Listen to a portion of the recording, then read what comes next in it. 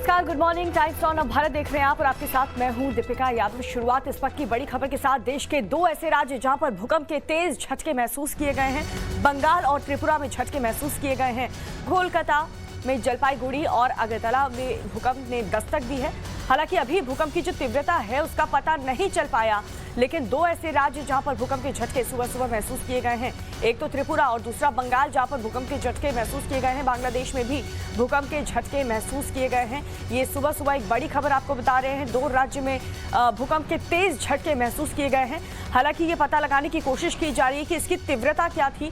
अभी तक इसकी तीव्रता के बारे में पता नहीं चल सका है। अगरतला में भी भूकंप के झटके महसूस किए गए हैं।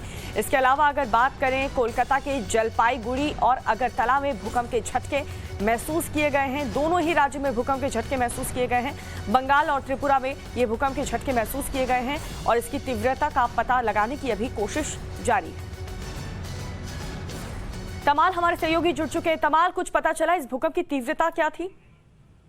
देखिए, करीबन 5.8 से लेके 6 मैग्नीट्यूड की ये अर्थक्वेक है जो वेबसाइट कह रहा है। ये शायद हक्का म्यांमार में इसका एपिसेंटर है, लेकिन ट्रेमर्स बहुत ही स्ट्रॉन्ग बांग्लादेश, इंडिया और भूटान में महसूस किया गया है। बांग्लादेश में भी बहुत जगहों पे ट्रेमर्स भी फेल्ट हुए हैं और इंडिया में ज्यादातर नॉर्थ ईस्ट और northern part of West Bengal और कलकत्ता जो पश्चिम बंगाल की कैपिटल सिटी है, इन जगहों पर फील की गई है। मेघालय, शिलोंग से भी ट्रेमर्स महसूस होने की खबर आ रही है, लेकिन कलकत्ता में करीबन 5.15 से लेके 5.18 तक बहुत जगहों पे ये महसूस हुआ।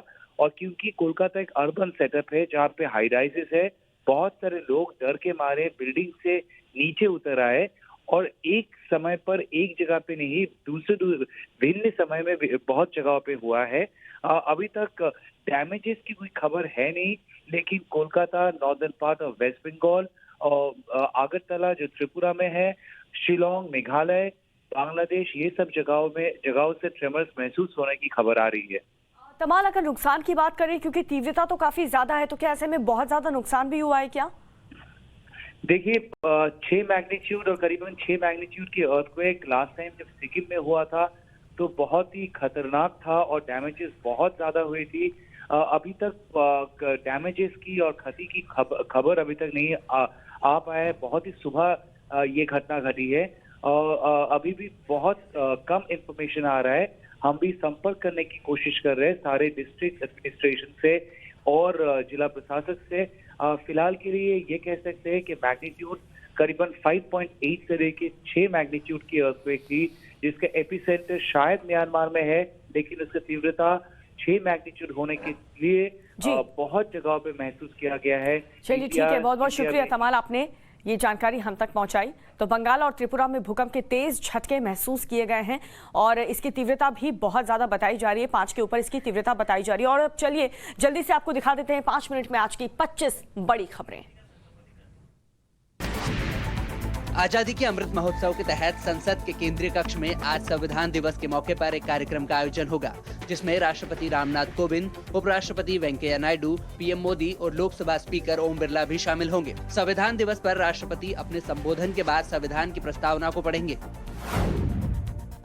सेंट्रल हॉल में होने वाले कार्यक्रम को कांग्रेस समेत कई विपक्षी दल बहिष्कार करेंगे। कांग्रेस, तृणमूल कांग्रेस, आम आदमी पार्टी, डीएमके समेत कई पार्टियां आज होने वाले संविधान दिवस के कार्यक्रम में शामिल नहीं होंगी।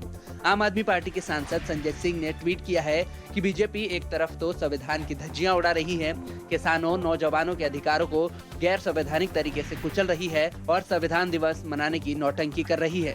आप इस नौटंकी का हिस्सा नहीं बनेगी। आज दिल्ली की सीमा पर डटे किसानों के आंदोलन का 1 साल पूरा हो गया है। इस मौके पर किसान संगठनों के ऐलान के बाद दिल्ली की सीमा पर सुरक्षा व्यवस्था बढ़ा दी गई है। संयुक्त किसान मोर्चा दिल्ली एनसीआर के टिकरी, सिंघू और गाजीपुर बॉर्डर पर आज बड़ी सभाएं करेगा। दिल्ली की सीमा पर बड़ी संख्या में किसानों के पहुंचने का आह्वान किया गया है। ऐसे में पुलिस ने बैरिकेडिंग कर दी है, साथ ही सुरक्षा बलों की संख्या में भी इजाफा किया गया है। मुंबई हमले की आज 13वीं बरसी है। साल 2008 में पाकिस्तान से आए आतंकियों ने देश की आर्थिक राजधानी पर कई जगह हमले किए थे। आतंकियों की कायराना हरकत से 160 से ज्यादा लोगों की जान गई थी। मुंबई में कई नामचीन जगहों पर गोलीबारी हुई थी। शिवाजी टर्मिनस, ताज होटल, ओबेरॉय ट्राइडेंट और नरीमन हाउस समेत कई जगह आतंकियों ने लोगों की जान ली थी। इस हमले में हमारे कई जाबाज सुरक्षा बल भी शहीद हुए थे। आरएसएस प्रमुख मोहन भागवत ने एक बार फिर बंटवारे का मुद्दा उठाया है।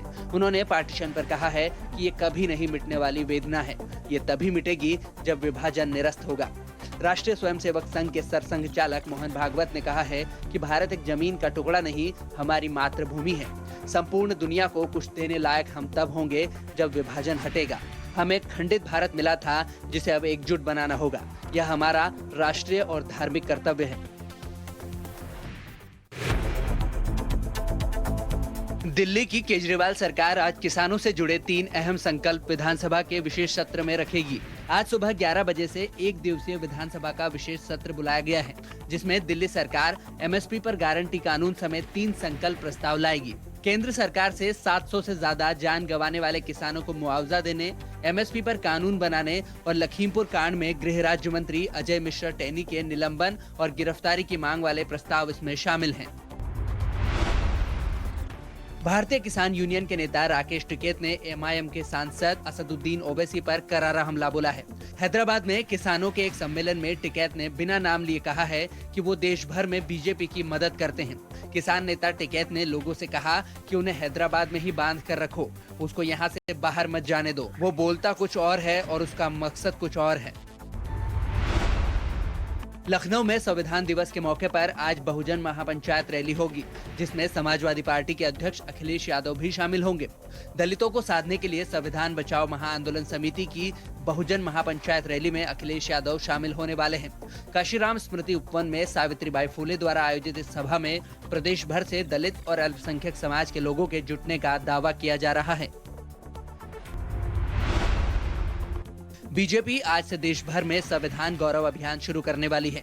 6 दिसंबर तक चलने वाले इस अभियान की शुरुआत बीजेपी अध्यक्ष जेपी नड्डा मणिपुर से करेंगे। इस दौरान बीजेपी के राष्ट्रीय महासचिव सीटी रवि बाकी नेताओं के साथ दिल्ली में मौजूद रहेंगे। कार्यक्रमों में पार्टी के वरिष्ठ नेता, सांसद, विधायक, जनप्रतिनिधि और पार्टी पदाधिकारी भी शामिल होंगे। उत्तर प्रदेश कांग्रेस कमेटी आज यानी कि संविधान दिवस से 15 दिन का सदस्यता महाअभियान चलाएगी।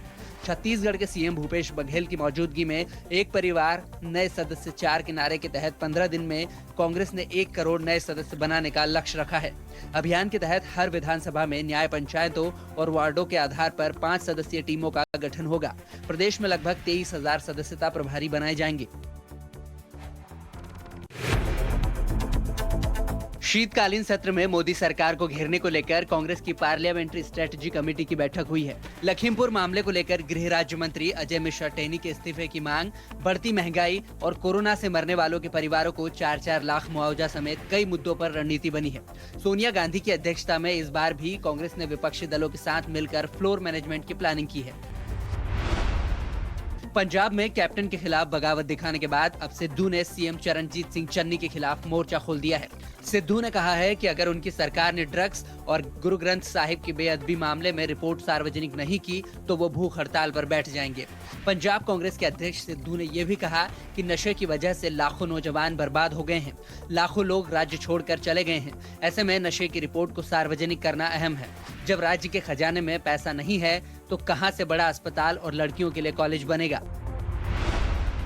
त्रिपुरा में कल हुए निकाय चुनाव को टीएमसी ने रद्द करने की मांग की है। टीएमसी नेता राजीव बनर्जी ने कहा है कि हम मांग करते हैं कि इस नगर निगम चुनाव को रद्द किया जाए। हम सुप्रीम कोर्ट की निगरानी में रीपोलिंग की मांग करते हैं। इसको लेकर हम सुप्रीम कोर्ट जा रहे हैं। बड़े पैमाने पर धांधली और हिंसा का दावा करते हुए त्रिपुरा में लेफ्ट पार्टीज ने भी 5 नगर निगमों और परिषदों में चुनाव रद्द करने की मांग की है। असम मिजोरम जमीन और सीमा विवाद के मसले पर दोनों राज्यों के मुख्यमंत्रियों की दिल्ली में बैठक हुई है। मिजोरम के सीएम ने असम हाउस पहुंचे और यहां पर उन्होंने सीएम हेमंत बिस्वा शर्मा से मुलाकात की। गृह मंत्रालय की पहल पर दिल्ली में सीमा विवाद को लेकर असम और मिजोरम के सीएम के बीच ये मुलाकात हुई है। राजस्थान में मंत्री राजेंद्र गुड़ा के बयान से सीएम मुख्यमंत्री अशोक गहलोत नाराज बताए जा रहे हैं। मंत्री राजेंद्र गुड़ा के कैटरीना के गालों जैसी सड़कों वाले बयान पर गहलोत ने कहा है कि मंत्री हो या मुख्यमंत्री, शब्दों की गरिमा जरूरी है। हालांकि उन्होंने ये किस संदर्भ में कहा है ये मुझे नहीं मालूम है। दरअसल मंत्री राजेंद्र गुड़ा ने कहा था कि उनके विधानसभा क्षेत्र की सड़कें कैटरीना कैफ के गालों के जैसी हों।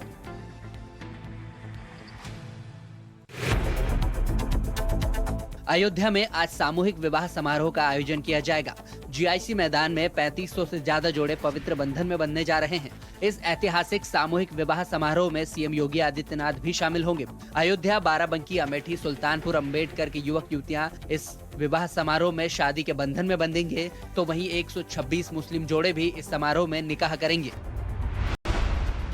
दक्षिण अफ्रीका, बोत्सवाना और हांगकांग से कोरोना के नए वेरिएंट सामने आने के बाद WHO के अधिकारियों ने इस मामले पर चर्चा की है। वहीं मोदी सरकार भी इस मामले पर सतर्क हो गई है। केंद्र सरकार ने राज्यों को सतर्क रहने की हिदायत दी है। केंद्रीय स्वास्थ्य सचिव राजेश भूषण ने राज्यों और केंद्र शासित प्रदेशों को पत्र लिखा है और सतर्क रहने की सलाह दी है। देश में कई जगह कोरोना ने एक बार फिर पलटवार किया है। कर्नाटक में एक मेडिकल कॉलेज में 66 स्टूडेंट कोरोना पॉजिटिव पाए गए हैं, तो वहीं उत्तराखंड में 11 IFS अधिकारी कोरोना पॉजिटिव मिले हैं। वहीं केस आने के बाद देहरादून जनपद में लॉकडाउन लगाया गया है। देहरादून के कलेक्टर ने FRI और तिब्बती कॉलोनी सहस्त्रधारा रोड क्षेत्र में लॉकडाउन लागू कर दिया है। कोरोना वैक्सीनेशन से अगले साल तक दुनिया में करीब 200 करोड़ इंजेक्शन सिरिंज की कमी हो सकती है। विश्व स्वास्थ्य संगठन की एक रिपोर्ट में यह बात कही गई है। रिपोर्ट में यह भी कहा गया है कि दुनिया भर में कोरोना वैक्सीनेशन की वजह से बड़े पैमाने पर सिरिंज का इस्तेमाल होता रहा है, इसलिए सिरिंज के प्रोडक्शन में तेजी लाने की जरूरत है। जैसलमेर में आज भारतीय सेना के सैन्य अभ्यास का समापन होने जा रहा है। करीब 400 पैरा ट्रूपर्स एक साथ पैरा जंप भी करेंगे। इस सैन्य अभ्यास में करीब 30,000 से ज्यादा जवान शामिल होंगे। इसमें army, air force, navy, BSF, ICG, national intelligence संयुक्त रूप से शामिल होगी। इस वॉर एक्सरसाइज में हल्के लड़ाकू विमानों के अलावा ड्रोन का भी इस्तेमाल किया जा रहा है।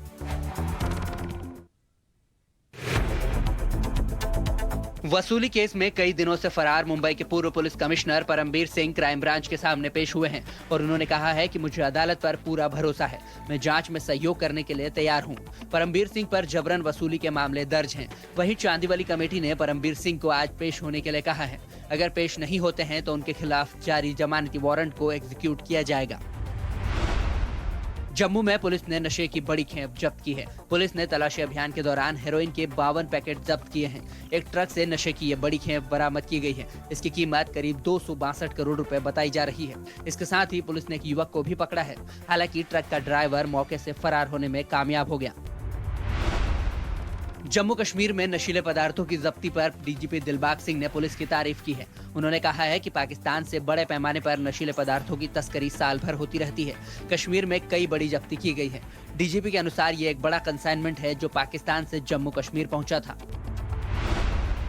श्रीनगर मुठभेड़ पर महबूबा मुफ्ती के आरोपों पर जम्मू कश्मीर के DGP ने पलटवार किया है। DGP दिलबाग सिंह ने कहा है कि कुछ लोग सच जानते हुए भी अफवाह फैलाते हैं। रामबाग मुठभेड़ में 3 आतंकी मारे गए थे, जिसमें मारा गया मेहरान श्रीनगर के डाउनटाउन का रहने वाला था। अराफात शेख और मंजूर अहमद मीर पुलवामा के रहने वाले थे। ये दोनों पहले आतंकियों के मददगार के रूप में काम कर चुके हैं। पटना से सटे बिहटा में पुलिस ने अवैध रूप से संचालित देसी शराब की भट्टियों पर छापेमारी अभियान चलाया है। छापेमारी के दौरान देसी शराब की दर्जनों भट्टियां और डिब्बे ध्वस्त किए गए हैं। वहीं सैकड़ों लीटर शराब को भी नष्ट किया गया। दानापुर के ASP सैयद इमरान मसूद ने बताया कि पुलिस एक्शन से पहले ही शराब कारोबारी घर छोड़कर भाग निकले। और मोदी विरोध में कांग्रेस संविधान का भी अपमान कर रही है। कांग्रेस आज संविधान दिवस समारोह में शामिल नहीं होगी।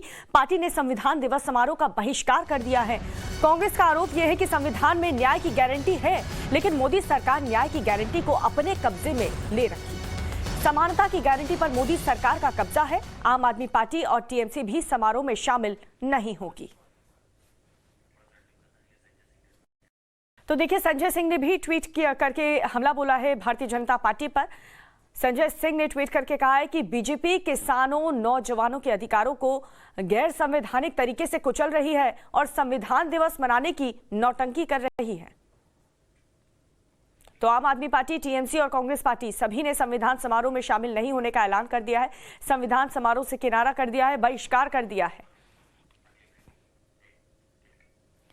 और इस वक्त एक और बड़ी खबर, आज किसान आंदोलन का 1 साल पूरा हो गया है और इस मौके पर दिल्ली की सीमाओं पर किसानों की भीड़ बढ़ने वाली है। हरियाणा, पंजाब और पश्चिम उत्तर प्रदेश में किसान दिल्ली बॉर्डर पर जुटने लगे हैं और वहीं इसको देखते हुए दिल्ली पुलिस की ओर से गाजीपुर बॉर्डर पर एक बार दोबारा से बैरिकेडिंग की गई है और जवानों की तैनाती भी बढ़ा दी गई है। सरकार की ओर से 3 कृषि कानून को वापस लेने के बाद से किसान एमएसपी पर गारंटी चाहते हैं। आंदोलनकारी किसान 29 नवंबर से शुरू होने जा रहे संसद के शीतकालीन सत्र के दौरान अपने पहले से तय कार्यक्रम के मुताबिक ही विरोध प्रदर्शन जारी रखेंगे। तो टाइम्स और नवभारत संवाददाता ने गाजीपुर बॉर्डर का जायजा लिया है, जरा देखिए। एक मुद्दा थोड़ा था, पहले डे 1 से हमारी डिमांड है। देखिए, मोदी जी कानून लाए थे 1 साल पहले, कानून वापस ले लिए तो कुछ बदलाव तो हुआ नहीं। हमारी जो एमएसपी की मांग है वो बहुत लंबे समय से है। जिस पुल के नीचे हम खड़े हैं ऊपर, इसी पुल के नीचे एमएसपी को कानून बने। 2018 में लाठियां बांधी गई थी, गोलियां चलाई गई थी किसानों पे, तो ये कोई नई मांग नहीं है, ये पहले दिन से हमारी मांग है। ठीक है, हमारे साथ बात करने के लिए मौजूद थे भारतीय किसान यूनियन के मीडिया प्रभारी धर्मेंद्र मलिक, जिनका कहना है कि जिस तरह से कल जश्न मनाया जाएगा, हालांकि ज़्यादा तरीके से किसान संख्या में नहीं आ रहे हैं, लेकिन 1 साल पूरा होने पर और कृषि कानून के फैसले को वापस लेने पर यह जश्न मना जाएगा। इसी को लेकर मैं आपको दिखाऊंगा, इस तरफ तैयारियां भी तेज हो गई और हालांकि पुलिस फोर्स को आशंका है कि आज ज़्यादा हलचल ना हो आगे, उसके लिए वो पूरी तरीके से तैयार है और पुलिस फोर्स भी बढ़ा दी गई है। और जिस तरीके से देख सकते हैं कि इस तरफ बैरिकेडिंग भी लगाई जा रही है दोबारा, जिस तरीके से बना गया था। और कहीं ना कहीं सरकार की तरफ से दिल्ली पुलिस पूरी तरीके से मुस्तैद है कि आगे जो कल माहौल बना रहे हैं, जश्न मना रहे हैं, उस पर कहीं उपद्रव ना हो। कैमरामैन अवधेश के साथ अमित गौतम, टाइम्स और नवभारत, गाजीपुर बॉर्डर। शीतकालीन सत्र में सरकार को घेरने की रणनीति बनाने के लिए गुरुवार को पार्लियामेंट्री स्ट्रैटेजिक कमेटी की बैठक हुई। बैठक की अध्यक्षता सोनिया गांधी ने की और बैठक में लोकसभा में कांग्रेस के नेता अधीर रंजन चौधरी, राज्यसभा नेता विपक्ष मल्लिकार्जुन खड़गे समेत पार्टी के कई दिग्गज नेता इस बैठक में शामिल हुए, जिसमें रणनीति बनाई गई कि आखिर सरकार को कैसे घेरना है और किन मुद्दों पर घेरना है। तो पार्टी के कई दिग्गज नेता शामिल हुए इस बैठक में और बैठक में जिन मुद्दों पर सरकार को घेरने की रणनीति बनाई गई है उनमें एमएसपी पर नए कानून बनाने की मांग, लखीमपुर मामले को लेकर के गृह राज्य मंत्री अजय मिश्र टेनी के इस्तीफे की मांग और बढ़ती महंगाई और कोरोना महामारी के दौरान जान गंवाने वाले परिवारों के लिए 4 लाख के मुआवजे की मांग को लेकर सरकार को सदन में घेरने का मसौदा तैयार किया गया है। शीतकालीन सत्र के शुरू होने से पहले कांग्रेस पार्टी ने पार्लियामेंट्री स्ट्रैटेजी कमेटी की बैठक सोनिया गांधी के आवास 10 जनपद पर बुलाई और इस बैठक में लोकसभा और राज्यसभा में जो कमेटी कांग्रेस पार्टी ने बनाई है उसके सभी सदस्य यहां पहुंचे।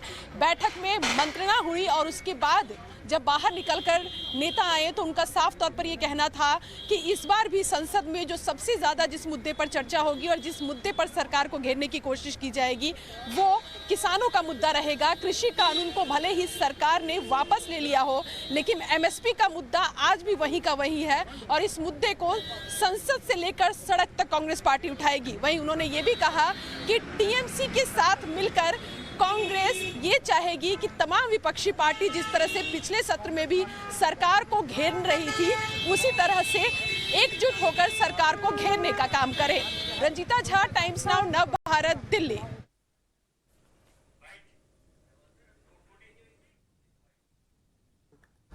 जो किसानों का मुद्दा है और एमएसपी का मुद्दा है और मंत्री जो इस लखीमपुर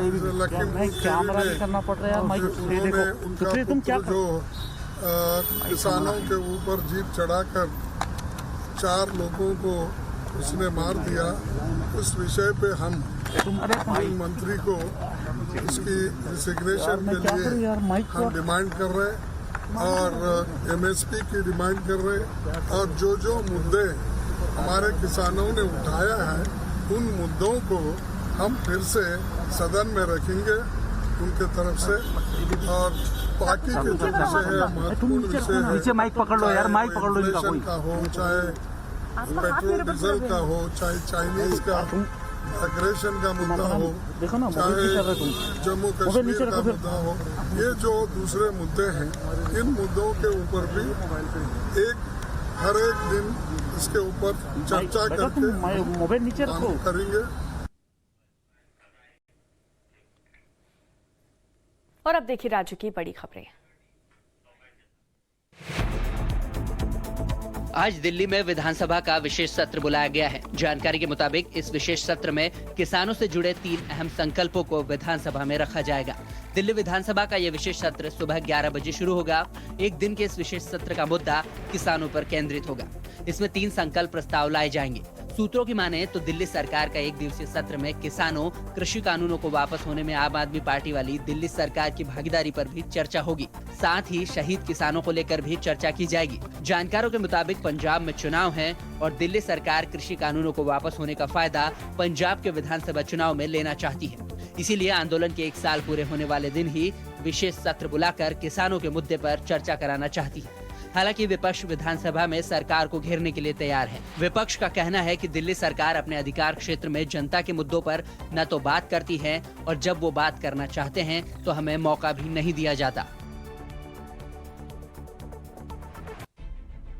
राजस्थान में नई कैबिनेट बनने के बाद हाल ही में गहलोत सरकार में पंचायती राज्य मंत्री बने राजेंद्र गुढ़ा अब अपने बयान को लेकर चर्चाओं में हैं। गुढ़ा मंत्री बनने के बाद पहली बार अपने विधानसभा क्षेत्र में आए तो यहां लोगों को संबोधित करते हुए उन्होंने विवादित बयान दे दिया। बताया जा रहा है कि यहां लोगों ने सड़क बनाने की मांग की थी। इसी दौरान गुढ़ा ने कहा कि मेरे इलाके में कैटरीना कैफ के गालों जैसी सड़कें बननी चाहिए। सड़क बननी चाहिए। सड़क बननी चाहिए। आपको बता दें कि मंत्री के बयान का ये वीडियो काफी वायरल भी हो रहा है। मंत्री गुढ़ा मौके पर अधिकारियों को अपने इलाके में विकास के कार्यों और योजनाओं को तुरंत लागू करने के निर्देश दिए हैं। क्षेत्र में पहुंचने पर गुढ़ा का जगह जगह स्वागत भी किया गया, लेकिन गुढ़ा के इस बयान से सीएम अशोक गहलोत नाराज बताए जा रहे हैं और उन्होंने कहा है कि इस तरह की बयानबाजी न तो मंत्री को करनी चाहिए और न ही मुख्यमंत्री को। और इन्हीं खबरों के साथ रुक रहे हैं बहुत छोटे से ब्रेक के लिए। देखते रहिए टाइम्स नाउ नव भारत।